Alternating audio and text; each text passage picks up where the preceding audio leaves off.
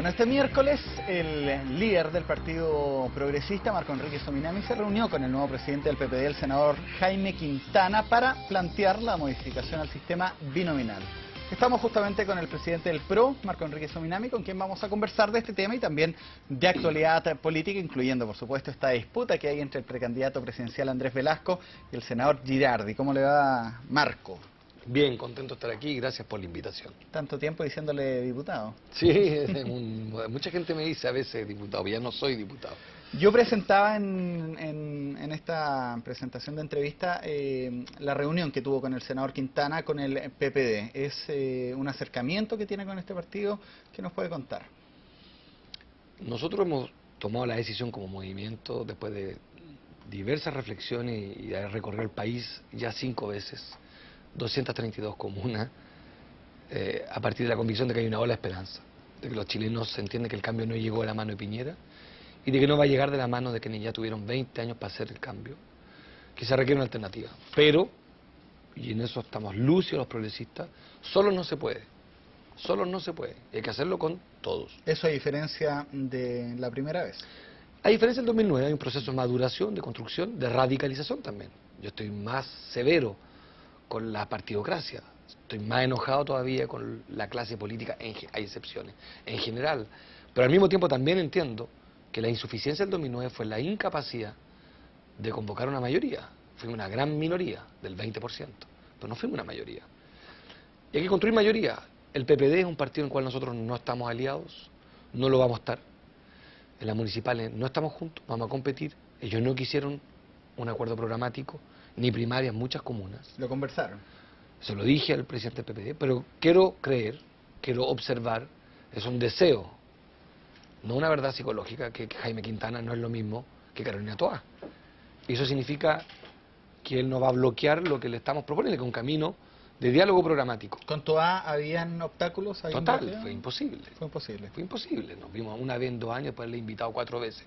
Pero da un poco lo mismo porque eso es parte del pasado. Claro. Una de las trampas en las que yo caigo en las entrevistas, culpa mía, es que creo que fue tan importante lo del 2009, mi trayectoria está construyéndose, nuestra trayectoria está por demostrarse su fuerza en las elecciones, en la calle, en las marchas hoy con otros adherentes que acompañaron al movimiento estudiantil de manera finalmente con convicción. Tenemos el desafío también de expresar una visión de futuro. Esa visión de futuro es que hay que construir con todos. Y a Jaime Quintana, para responder la pregunta al hueso, le expresé 3 cosas. Que sigo convencido que se requiere un frente amplio programático, con todas las fuerzas críticas. Lamentablemente los dirigentes de los partidos es muy difícil. Se coluden para que no haya primarias, se coluden para no hacer acuerdos programáticos, se coluden para hacer leyes contra los nuevos liderazgos. La ley antidíscolo es una colusión de Lagos Weber, Escalona y Longueira. Por tanto, cuesta confiar. Lo segundo que les expresé, nosotros teníamos un enorme interés en mantener algún grado de conversación con una fuerza que va a existir después de la municipal, después de la próxima presidencia del PPD, va a seguir existiendo. Tiene gente que es valiosa, sus bases nosotros las valoramos, con sus concejales y con sus alcaldes trabajamos con muchos de ellos. Hay un acercamiento, eso es lo cierto. Es cierto, y también hay compartimos una cierta crítica al sistema económico. Ellos tienen dentro de su partido una diversidad algo excesiva a veces de gente, hay lobistas, hay un mundo ahí adentro. Nosotros somos un poco más exigentes en eso y tratamos de tener en el movimiento mayor cohesión programática. Pero es un partido con bases bien admirables, no me pierdo. Hay gente que viene del PPD, que ya hoy día no está en el PPD, gente que se nos ha sumado y hay gente que no se nos ha sumado. Por tanto, el recado al país cuando uno se junta con un presidente de otro partido, es decir, no pretendemos, no somos tan locos de creer que se hace siempre a patadas. De repente hay que asumir que conversando uno se entiende. ¿Solamente con el PPD no se ha descartado también la participación tuya o del PRO en este cónclave de la concertación el próximo 9 de julio? Nosotros no Leía declaraciones tuyas bien sí, fuertes en contra de la democracia cristiana, por ejemplo, hablando de respeto. O sea, lo que no ha habido y eso, pero me parece que también es parte de mi propia trampa, de la fosa que yo mismo me armo yo solo en las entrevistas cuando termino hablando de esa manera de los demás partidos. Creo que es la hora de proponerte un camino distinto. Yo creo que hay que terminar con el lucro indecente en la educación, una reforma tributaria para financiar la educación pública y gratuita, y en eso, con la dirigencia demócrata cristiana, se hace muy difícil. Y el país merece una mayoría distinta. Una reflexión. Los dirigentes de los partidos de ambos mundos, de la Concertación y de la Alianza, que son apenas el 35% de Chile, 2/3 del país no están ellos, pero en fin, son los que están hoy día representados en el Parlamento, lo grueso. Esa mayoría ya no es suficiente. Y se equivocan esos dirigentes cuando creen que bastan 3 cafés, 4 reuniones, 3 omisiones, 3 acuerdos sin primaria, para que finalmente se le ofrezca una mayoría a Chile. Esas mayorías dieron lo que dieron en 22 años. Debatí con Sebastián Piñera como candidato digo, no el presidente, y su afirmación es que él tenía una mayoría. Su mayoría no le sirvió. Su mayoría no le sirvió para un sueldo mínimo decente, no le sirvió para una reforma tributaria, no le sirvió su mayoría para darle paz a Chile. Por tanto, ellos pretenden para el 2012 y para el 2013 la misma mayoría que construyeron en el 2009, y no les va a servir esa mayoría. Hay que buscar nuevas mayorías, nuevos diálogos, nuevos entendimientos. Es cierto que hablar con el PPD no es muy original, porque es un partido que hace parte, para bien y para mal, de los buenos y los malos de Chile. Pero son una fuerza, y yo pretendo abrir todos los puentes. Al terminar esta reunión, propusiste terminar con el Senado y dar un paso a un nuevo sistema parlamentario. ¿En qué puede mejorar la actual situación que hay? Eso. En el mundo el Parlamento, tú sabes, nace como un contrapeso a la monarquía. Al rey se le puso un Parlamento. ¿Para qué? En Francia mucho tiempo. Además, pero viene Inglaterra, entonces... Y después los parlamentos se transformaron en un espacio a veces un poquito más ejecutivo. Bueno, Chile tiene lo peor del Parlamento, de la figura. El Parlamento chileno está hecho para que no avancen las cosas. Es un veto no real al gobierno, es un contrapeso falso. Porque en rigor, el gobierno tiene todos los poderes del mundo, en Chile. El Parlamento chileno es bicameral por 2 razones. Porque propone un Senado que representa al país y distritos, las regiones y distritos que representan los mismos territorios que los senadores. En el mundo, en Japón, en México, en muchos países, los senadores son nacionales y los diputados son locales. Lo que es bueno para Quillota puede no ser bueno para Chile. Lo que es bueno para Chile puede no ser bueno para Aysén. ¿Se entiende? Ese es el bicameralismo. ¿Qué tenemos en Chile? Algo completamente improductivo. Hacen lo mismo. Se demoró la ley del bosque nativo 16 años. Cuesta caro. Me acuerdo, la cifra que yo tenía el año 2009 era que costaba lo mismo que el FOSIS, el Parlamento. Es un proyecto caro, es una institucionalidad cara que hay que tener. Propongo entonces en concreto un Parlamento unicameral, menos congresistas. Hay un ahorro, que no es lo relevante del argumento, y algo más moderno, vale decir que eliminemos el Senado. ¿Y cuánto piso político hay para una reforma de esa magnitud? Única en Chile. Leía el otro día en redes sociales que me decían, pero esa ley, ¿por qué habla de algo que no existe? Perdón, yo firmé esa reforma constitucional el 2007 o el 2008 con otros diputados, y si no me equivoco, habían diputados de AC. Por tanto, hay mucho piso. El 2009 hice votar, porque fui presidente de esa comisión, la creé yo con un grupo de diputados, y logré que se votara en la sala una comisión que propuso esto. Y se votó con los votos de la UDI también, donde proponíamos un conjunto de cosas. Federalismo, un conjunto de reformas. Porque sigo creyendo, y créeme, por favor, que mi convicción es que el problema de Chile no es la economía. El problema de Chile es la política. El problema de Europa no es la economía, es la soberanía, donde la economía griega no tiene autonomía, soberanía económica, para por la vía de la inflación controlar su economía. Ya no tienen. Es un problema político el de Europa.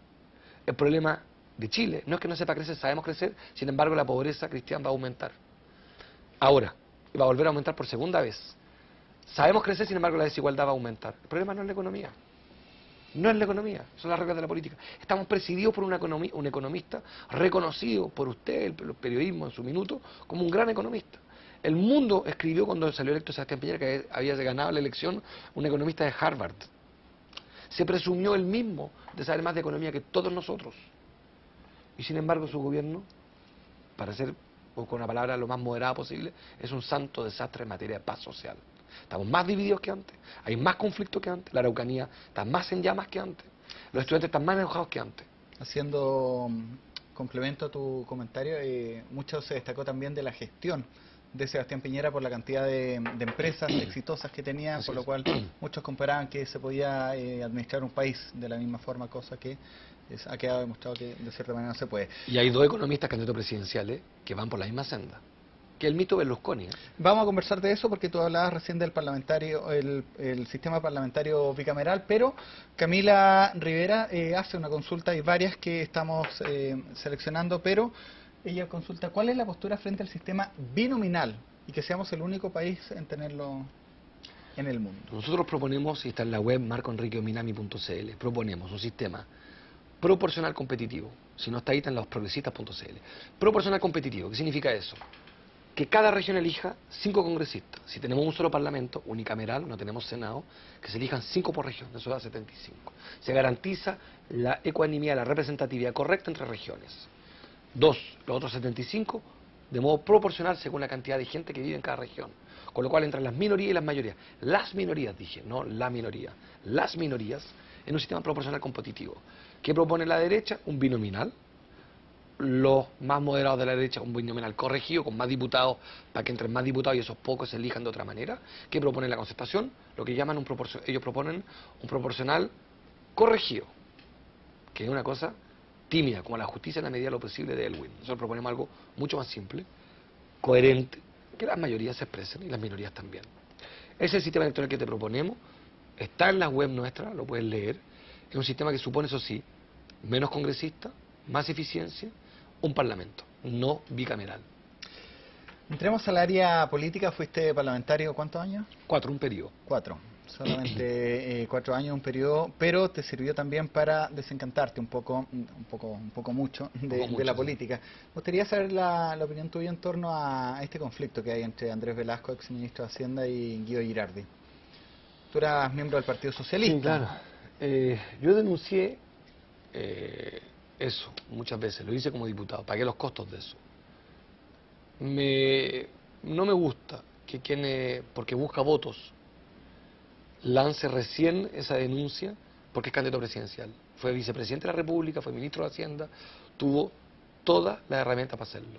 No es casi bien impresentable que espere 6 años para contarnos esta presión. Si la presión era tan grave, si la presión era tan feroz, ¿por qué eso no lo reportó al gobierno, no se lo reportó a Bachelet? ¿Por qué no lo dijo si tenía todos los poderes? Lo que observo es que hay una elección y que quiere subir en la encuesta y aprovecha de hacer una denuncia que, si es verdad, es gravísima. Yo no comparto el estilo de Guido Girardi, no tengo que ver con su trayectoria, puesto que decidió hacer las cosas de otra manera. Él tiene una candidata. ¿Cuál es el estilo Guido Girardi? Bueno, él dice, y lo ha dicho públicamente, que él cree que las encuestas mandan y que él cree que Bachelet es su candidata. Él ya optó, él tomó una decisión y está en todo su derecho. Yo no creo en ese camino. Creo en el camino de que hoy día se requiere un programa, hay que estar en Chile, hay que recorrer su país, hay que proponer un camino a los chilenos. Y que no es bueno, como dijo la propia expresidenta Bachelet, en la ligua conmigo, y me gustó mucho su frase, no es bueno que la gente se repita el plato. Guido Girardi cree en eso y yo no. Por tanto, tengo diferencias hoy que son bien sustantivas. Creo que el futuro de Chile requiere un camino en medio de tanto caos político. Ese futuro no lo veo posible con estos niveles de ingobernabilidad. Y agrego un punto. La pelea de Girardi y de Velasco tiene algo muy interesante. Y es que algo que yo siempre denuncié y que ellos no aceptaron, por supuesto, de eso se trata la política, la negación psicológica todo el día. Ellos mismos reconocieron que eran, y se atribuyen y presumen de que son la única coalición que da gobernabilidad. Esa pelea es la prueba que faltaba de que no dan gobernabilidad. Que se escriben cartas por los diarios, se agreden, se insultan y se acusan de cosas gravísimas. Y por tanto se acaba el argumento de la gobernabilidad y hace bien que Chile sepa que se requiere una nueva mayoría, construir de otra manera y partir de otra manera. El etos del 88 es el que hay que recuperar. El etos que reunió por un programa, por una convicción, a fuerzas. Y no esto, que es lo que yo he dicho varias veces, violencia intrafamiliar, violencia doméstica. Les voy a poner en simple. Imagínense usted en jardín infantil. Y usted, la gente dice que usted es buena persona. El problema es que todos sus hermanos son narcotraficantes, son drogadictos y son agresivos. Yo tengo una severa sospecha que las tías no van a querer que sus hijos sean educados a pesar de que usted es buena persona. Mi punto es uno solo. Hace falta que en la política uno le proponga no solamente un buen valor humano, sino un proyecto que se sustente en una cierta fraternidad. Mire cómo se están tratando entre ellos. Yendo al hueso, lo que denuncia Velasco y Girardi, quizás sin personalizarlo en el senador, ¿son prácticas que se dan en la política chilena, este cuoteo? No tengo duda, me llama la atención. ¿Lo vio sí, como parlamentario? Pero yo siempre fui tildado de díscolo, me negué a todo ese tipo de diálogos. Tal como se denuncia esto, yo también me acuerdo perfecto de haber visto, y se lo denunció Álvaro Escobar y yo varias veces, como a los diputados les proponían un pavimento participativo en su comuna, en su distrito, a cambio del voto para un conjunto de cosas. Funciona para los dos lados. También los gobiernos usan y recurren, y es sabido, el senador Bianchi públicamente reconoció que dio el voto para el Transantiago a cambio de prebendas para su región. Y nadie se escandalizó. creo que nos estamos ahogando en un vaso de agua. Me llama la atención sí que Guido Girardi no haya hecho una defensa más corajuda de algo. ¿Qué tiene de malo que un colectivo proponga nombres? Ah, es que reconocen implícitamente que sus nombres no eran los mejores. Yo supongo que si algún día te llamo a ti y digo, ¿por qué no entrevistan a alguien de nuestro equipo? Será alguien que yo valoro. O estoy mandando simplemente a alguien para sumar votos, para sumar poder, para tener más plata. Hay algo perverso en la discusión. Los partidos están reconociendo públicamente entonces hoy día de que ellos son partidos que incuban operadores. O sea, no hay más profesionales en los partidos, no hay trabajadores, no hay sindicalistas, no hay líderes. Quiere decir que los partidos son máquinas de poder y que una vez que ganan el poder, todos los militantes y adherentes tienen que esconderse. Varios piensan así. Y yo no, yo lo más interesante es que Girardi lo está reconociendo. Cuando no se defiende, como debería defenderse, a mi juicio, que decir, si él cree, decir, bueno, yo supongo que la verdad, cuando llamó, si es que llamó, como yo entiendo que él reconoce, dijo aló, recomiendo para los cargos de exclusiva confianza del presidente a tal persona. Andrés Velasco, cuando fue designado ministro de Hacienda, fue designado también porque hay fuerzas políticas que lo permitieron. ¿Y qué soluciones podría haber a esto, Marco Enrique? Yo creo que hay un problema primero con la modernización del Estado. Tenemos un lío con el aparato del Estado, que funciona en la opacidad. El Estado es un mal empleador, tenemos problemas con los trabajadores del servicio público, los funcionarios públicos en sus contratos, mucha gente está a boleta, honorario, o sea, los líos son mayores. Dicen que el Estado es un mal empleador, paga mejores sueldos a veces, paga mejores sueldos que a veces en el privado, pero tiene problemas contractuales severos, y cada ley de presupuesto, todos hemos tratado de que eso mejore. Tiene un problema adicional el Estado, es que es un Estado colonial, yo lo he denunciado en todos los tonos. Los intendentes tú no los eliges, Cristian. Vengo de Puerto Aysén la semana pasada, de Puerto Chacabuco, el intendente mira hacia Santiago, le da lo mismo a la región, porque su cargo se lo debe al monarca. ¿Y no tiene que ser el representante del presidente en la región, no, alguien de confianza? No. ¿No es necesario? No, porque lo lógico es que los problemas de la gente se resuelvan cerca de la gente. Y por tanto las regiones tienen derecho a tener su presidente regional. Con atribuciones, discutamos cuáles. ¿No es el alcalde? No, el alcalde tiene que la administración local, pero hay un conjunto de temas como el desarrollo regional, el PIB regional, la educación, el turismo. El modelo productivo, por ejemplo, de Antofagasta, pregunta abierta, ¿debe ser turístico o productivo? O las dos cosas. Yo te puedo responder que en Tocopilla el intendente ya tomó una decisión del gobierno anterior y este gobierno. Tienen 2 termoeléctricas en la Plaza de Armas. Zanjao, Tocopilla no tuvo debate, Tocopilla hoy día es una comuna productiva, no turística. Sin embargo, el Pacífico, nuestro turismo, al igual que Nueva Zelanda, podría ser un ingreso gigantesco. El turismo en Chile tiene un ingreso muy bajo. No generamos suficiente dinero por el turismo. Hablas de las regiones y la gente en Twitter. Voy a empezar, me quedan 11 minutos de entrevista para también darle la voz a los tuiteros que están enviando varias consultas. Y la siguiente la hace Alan Vázquez, habla justamente de eso. ¿Qué importancia le da a las regiones para gobernar Chile real? Una buena alternativa la que presenta. ¿Cuál es la importancia para las regiones, para los progresistas? Yo creo que Sebastián Piñera y la Concertación padecieron con fuerza su falta de coraje para distribuir poder, hay que devolverle poder a las regiones. En simple yo propongo un federalismo atenuado. ¿Qué significa eso? Elección directa de intendentes, eliminación de gobernadores, son inspectores de colegiales. No necesitamos esos 34 gobernadores, no se sabe qué hacen, no tienen verdaderas atribuciones. Un intendente electo por ustedes que le devuelve a usted el derecho de elegir cómo se usa su suelo. Autonomías presupuestarias respecto a algunas áreas claves, la educación y el turismo, áreas deficitarias nuestras. El problema se produce ahí. Si usted está a 10.000 kilómetros del problema, lo resuelve mal el problema. Si usted está cerca del problema, lo resuelve mejor. Si usted, Cristian, tiene un problema a esta hora en su casa, está a 10 minutos de su casa, lo va a resolver bien. Si usted está en Francia y hay un problema en su casa, lo va a resolver con angustia. Hay que acercar el problema. Tercera definición, yo no creo en las policías federales. Una sola policía por los temas que sabemos. El caso argentino es un mal ejemplo. Claro. Cuarto, no creo en el federalismo tributario, sí creo en compensaciones regionales y en impuestos regionales en algunas áreas. Significa que donde se produce la riqueza, tenemos que abrir puertas para la compensación. Pienso en Calama, pienso en muchas regiones, porque tú, Aysén de nuevo. Está hablando de el norte de Chile y bueno, acá como presidente del Sí. CRO también hay que Por favor. pronunciarse de diferentes temas.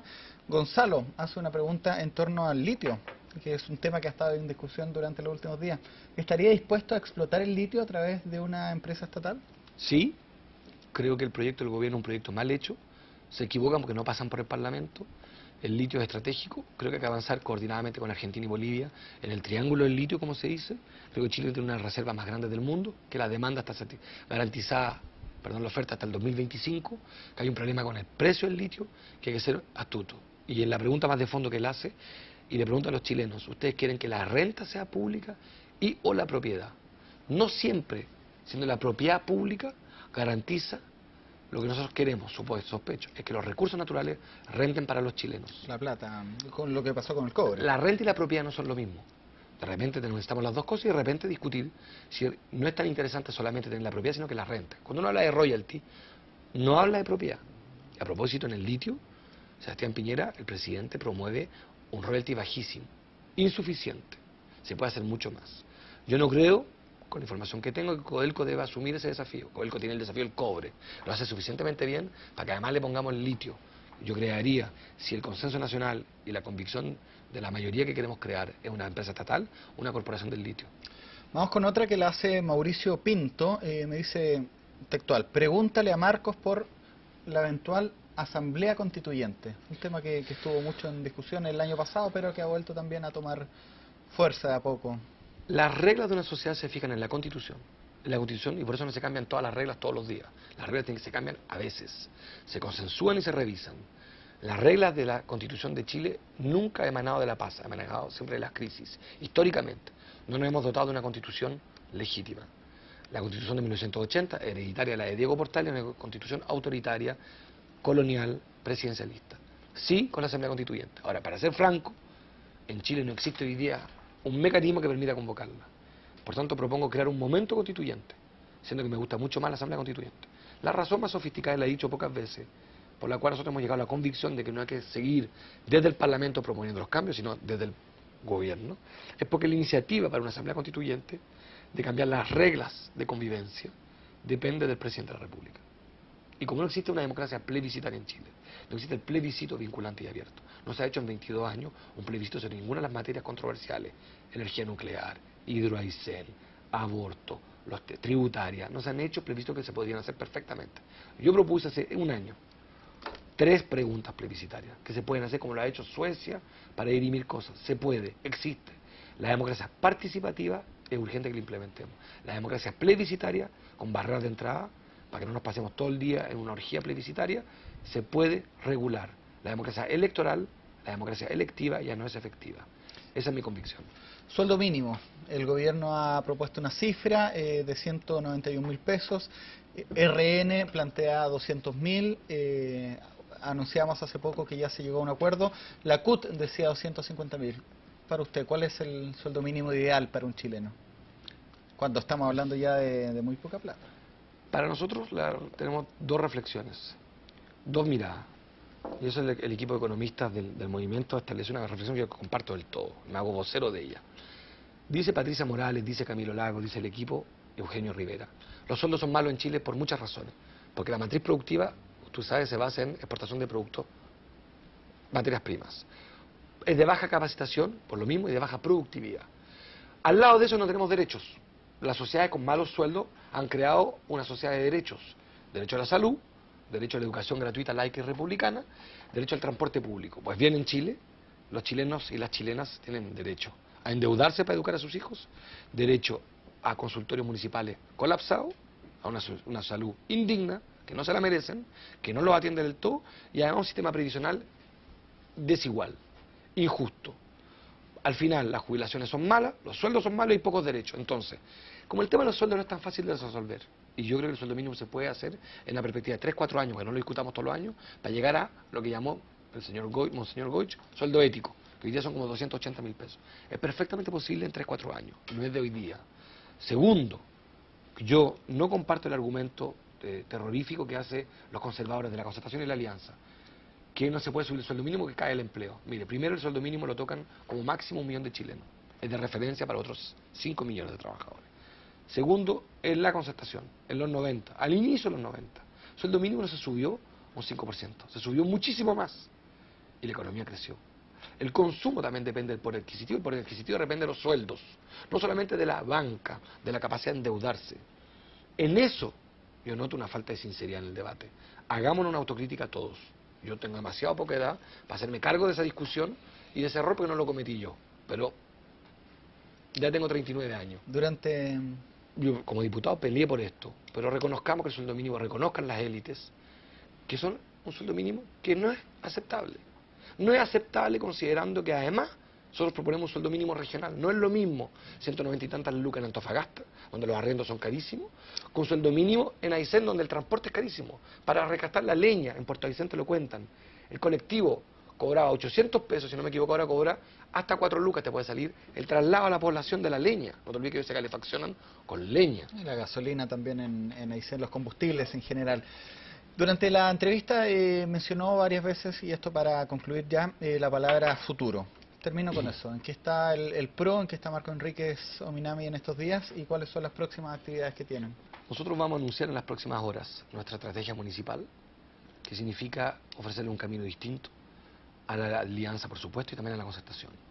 Vamos a estar presentes en las marchas como lo estuvimos hoy día, vamos a estar presentes los progresistas en el grueso del desafío nacional, junto a los movimientos, junto a los independientes, junto a los consumidores.